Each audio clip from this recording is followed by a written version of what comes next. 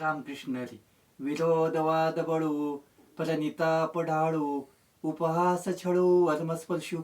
श्री गुरु ज्ञानोबराय या ओळीमध्ये वाणीतला दोष सांगतात. एखाद्याला विरोध करणं किंवा एखाद्याशी वाद करणं हा वाणीतला दोष आहे. आणि म्हणून सत्पुरुष कोणाशी वाद करत नाहीत. जगद्गुरु तुकोबराय सांगून राहिले, एने सुखे रुचे एकांताचा वास, आपुलाची वाद आपणाशी. आम्ही कोणाशी वाद घालत नाही म्हणून संत कधी वाद घालत नाहीत. श्रीमंत नाथबाबांच्याकडे एक मनुष्य आला आणि म्हणाला, माझ्याशी तुम्ही वाद प्रतिवाद करा. तुम्ही पूर्वपक्ष बोला, मी त्याचं खंडन करतो.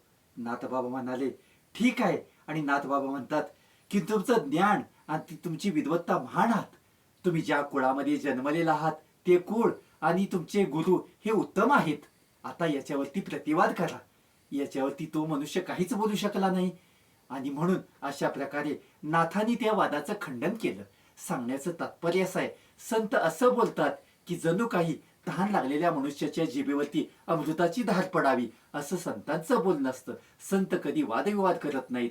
आणि म्हणून हा वाणीतला दोष याचा त्याग करण्याचं या ठिकाणी माऊली तुम्हाला या ठिकाणी आव्हान करतात. म्हणून अशा प्रकारे आपली वाणी पवित्र ठेवण्याकरता आपण या ठिकाणी वादाचा अंगीकार करू नये. रामकृष्ण.